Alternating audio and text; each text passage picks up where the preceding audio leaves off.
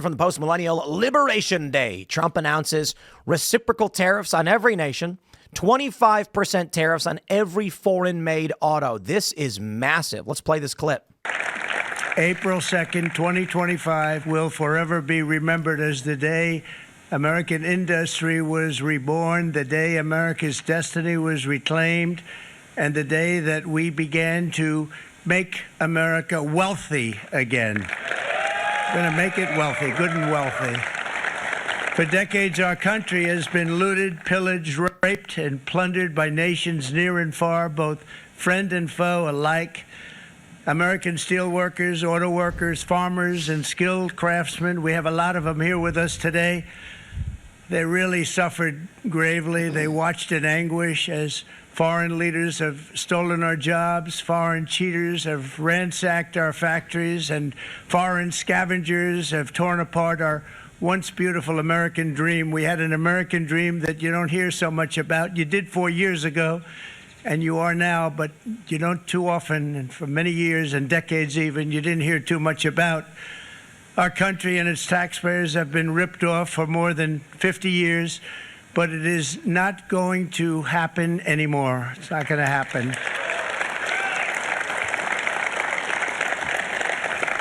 In a few moments, I will sign a historic executive order instituting reciprocal tariffs on countries throughout the world. Reciprocal, that means they do it to us and we do it to them. Very simple. Can't get any simpler than that.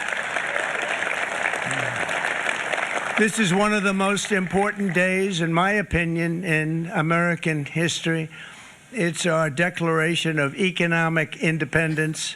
For years, hardworking American citizens were forced to sit on the sidelines as other nations got rich and powerful, much of it at our expense. But now it's our turn to prosper, and in so doing, use trillions and trillions of dollars to reduce our taxes and pay down our national debt, and it'll all happen very quickly. With today's action, we are finally going to be able to make America great again, greater than ever before. So I'll show you some of those reciprocal tariffs that we have. I think we have it right here. And so this is what they've presented. You can see that they say tariffs charged to the U.S., including currency manipulation and trade barriers, and they've listed it for each country. Madagascar, 93%. The U.S. will give a discounted reciprocal tariff of 47%. Now, men on the left have started claiming things like this. James Surowiecki, I'm not sure if he's actually, I don't know who he is, what his Wisdom of the Crowd says. Oh, Fast Company, is that where he's at? Okay, so he's a leftist, Atlantic. It's important to understand the tariff rates the foreign countries are supposedly charging us are just made-up numbers. South Korea, with which we have a trade agreement, is not charging a 50% tariff on U.S. exports, nor is the EU charging a 39% tariff. Which he then says he figured out where these fake tariff rates come from. They didn't actually calculate tariff rates plus non-tariff barriers. They said that instead, for every country, they just took our trade deficit with that country and divided by the country's export to us. So we have $17.9 billion trade deficit with Indonesia. Its exports to us are $28 billion. 17.9 divided by 28 equals 64%, which Trump claims is the tariff rate Indonesia is charging us. What extraordinary nonsense this is. I don't think you need to look too deeply into it. Trump is signing tariffs because there are trade manipulations. That's a simple way you can put it. We also have this banger of a clip from Donald Trump. But likewise, an old-fashioned term that we use, groceries. I used it in the campaign. It's such an old-fashioned term, but a beautiful term, groceries. It sort of says a bag with different things in it. Groceries went through the roof, and I campaigned on that. I talked about the word groceries for a lot. But likewise, it's a bag with different things in it. I didn't realize that was an old-fashioned term, but all right. He may not have seen a bag of groceries for a long time. Who knows? I got to be honest. That's probably it. Trump hasn't seen groceries. He thinks it's old-fashioned because the last time he went to the store and actually filled the bag was when he was a little kid. I just picture a big brown paper bag filled up, that rectangle with celery sticking out the top. You can tell. Or a baguette if you're in France. A baguette. I'm down. I looked at my stock portfolio today, and I started laughing. It's down. You know what I mean? It's been down, but I think. I don't know how I feel about global tariffs to this degree. tariffs on various products, I think are generally good, and I'm generally a fan of tariffs. So I say let's roll. I don't know. What do you guys think? So if this is a successful policy, we're not going to know for a long time. The goal is to, return manufacturing based in the United States.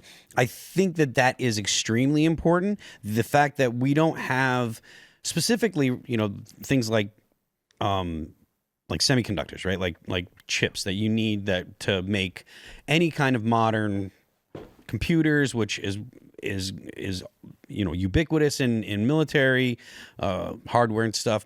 That kind of stuff has to be made in the United States. We can't allow our military to be shut down because if China decides to take Taiwan or whatever. These kind of things that is national security. It's a national security imperative. We make plenty of food here, so the idea that you have to make, we have to do tariffs for agriculture or something like that, I don't think that's necessary. But the goal is to return a manufacturing base to the United States. And people have been complaining forever that, they ship jobs overseas. They ship jobs overseas. The only way you can get companies to bring, if I understand correctly, the only way you can get companies to bring manufacturing back to the U.S. is to do things like tariffs or get rid of minimum wage, get rid of unions, get rid of all of the things that essentially provide a particular standard that the American workers used to. So do Americans even know what tariffs are? No, not at all. We just polled on it not that long ago, and the numbers were just completely. It's like, should we charge tariffs or not? It was like 33% yes, 33% no, and then everybody else was just, I don't know, idea. It doesn't make sense, not sure. But his messaging was on point because he talked about grievances, he talked about jobs, and nobody's looking. Listen, if you got a stock portfolio, you're very likely a Harris voter. And this is something that he's been prepping people for. Well, you're saying Trump voters don't have stock portfolios? I'm just saying, looking at the demographic signals, older, higher educated, higher income, overwhelmingly went Biden-Harris. Yeah. And so, Trump, it very much was a working class thing. And this election was about the basically the economy in a way that previous elections weren't even. We asked, are you better off than you were 4 years ago? The typical question, the answer was 35%. Will today's children be better off than their parents? 22%. So just absolutely off the chart, horrible numbers. And so I think this is one of the things that they're going to trust Trump on. This is why they put him into office, and nothing that's happened so far has affected his numbers. So everybody's happy. It's the best polling of his political career. Yeah, he came in strong, and he's got 51% approval rating right now. I think it's just going to stay there. People know who Trump is. They've thrown everything at him. And listen, if anything that we've seen in the last 2 months isn't going to do it, I don't think this will either. So I'm usually a free trade guy, so I usually do have a little bit of beef with these tariffs, but I think what Trump's real move here isn't to ultimately try to bring back manufacturing, because I also don't think tariffs would ultimately do that. I think Trump's trying to do an art of the win style reduction of tariffs from other countries back onto this. I believe he did this in his first term too. Obviously, these tariffs from other countries onto our economy isn't a good thing, but I feel like for a long time we justified it because our economy was so powerful. And to these countries with nascent, different markets developing and want to protect their, date market, I'm just making something up. They'd put up a high tariff to try to not get dominated by our very powerful market. And we accepted that because we used to buy out a lot of countries for their essentially allyship with us, and we'd actually sell them arms and kind of have a different trade. But what I think the ultimate goal here, and we'll learn very soon if it works or not, is if these other countries remove their tariffs. I don't think this at all is a play to bring back manufacturing, and if it is, then I think it's actually not going to work. So why do you say that? Because that's essentially the line that the administration says. I think it's a popular thing to tell people, hey, we're going to bring back the jobs, but at the end of the day, even a 25% tariff wouldn't make companies competitive in America still for a majority of things. I know we'd love to onshore semiconductor manufacturing here, but when the Taiwan Semiconductor Company tried to do it here, they ended up essentially calling the Americans workers lazy and not being able to keep up with their operations over there. So some societies are specialized to do things, and it takes a long time to develop, for example, like a car manufacturing plant. These are huge capital investments initially. Takes 10 years plus to actually develop the field. And I think, again, this is really more just a negotiating tactic. And it sounds nice, though. Hey, we're going to bring back your jobs to Pennsylvania, and it won in Pennsylvania, but it'll be hard to make good on that promise. The Teamsters love it, though. I think you're right. The cattle ranchers, Trump, they posted about. I think you're right, Elaad. In order for this to be effective, Trump needs a third term. Yeah. Well, half of Republicans are game. We asked that. I got to be honest. Aside from a constitutional amendment, what is the actual reason, honest question, why we limit presidents to only 2 terms? FDR. Because the ethical reason? He was bad. They kept voting for him. It was just because people decided that they didn't like the fact that he had 3 or whatever terms. They said it seemed too much like dictatorship if somebody were to keep getting reelected. And I guess the idea is the same thing with like congressional term limits. Once you become a president for 3 or 4 terms, I feel like you are so powerful and you're able to already accomplish so much and benefit from your legacy. And I think the idea of it was unofficial since George Washington, the 2, and then FDR broke it during obviously very intense times. I don't know if Trump's serious or just trying to stoke media attention when he suggests that. I personally think that he's only trying to stoke media attention, and also it gives the progressive that really hate him, it gives them something to hate on him for, and so if it takes the attention off of, say, the stock market, or it basically moves along the news cycle. Have you guys poll tested a third term? Yeah, absolutely. We just asked not that long ago. We said, would you favor repealing the 22nd Amendment? So. Do people know what it is? Well, we said in the question, so somebody can run for another term again. I think it was in the 30s, but 52% of Republicans said, hell yeah. Wow. So, yeah. I wonder if they would have said that before November 4th of last year when Biden was president. Because it means Trump running against Obama. Which is where we're going next. But yeah. If Trump does run for a third term, Obama's coming back. Yeah, exactly. If Trump sets a precedent that it's okay, the next guy might run for 4 terms, and it'll be softened. That's the real conspiracy. Trump is working for Obama and is going to say, I'm going to run, I'm going to do it again. That way Obama wins his 3rd term and says the tradition is broken.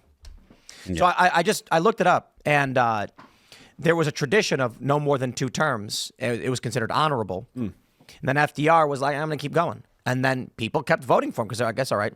There was a fear that what would end up happening is a president who could run for unlimited terms could use the power of the executive branch to stop any legitimate competition. A strongman basically then says, this guy's actually polling against me. Arrest him, charge him with whatever crime, and make my opponent this puppet. And you get what we see in other countries. We would have for sure saw Obama, 3rd term Obama. If that was the case in 2016, he would have won for sure. He was so popular. Yeah. What's that? It's kind of what Biden was. I think Putin's been democratically elected allegedly in Russia a few times since '99. And this was basically the argument. If you can run indefinitely and you have no honor like FDR, you're just going to keep running even though you're supposed to stop. You can just constantly be up against awful candidates that you prop up. Then you get the DNC and the RNC teaming up, and they say, we all have a shared agenda. It'll be your guy this time, and we're going to put up the worst candidate imaginable so your guy wins as often as he wants to. What ended up happening, though, the 22nd Amendment didn't actually stop what happens. What ends up happening is the DNC and the RNC get together and then say, this time our guy, next time your guy, but we agree they'll do the exact same things. Yeah. Obama's going to claim to be anti-war, but he's going to blow up a bunch of kids. Deal.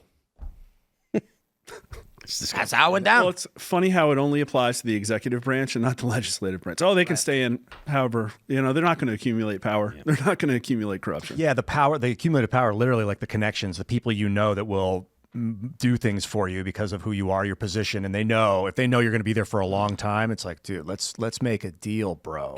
You got me 10 years down the line. Let's go. Thanks for checking out this clip from Timcast IRL. Make sure to watch the show live Monday through Friday at 8 p.m. Subscribe to this channel, and we will see you all there.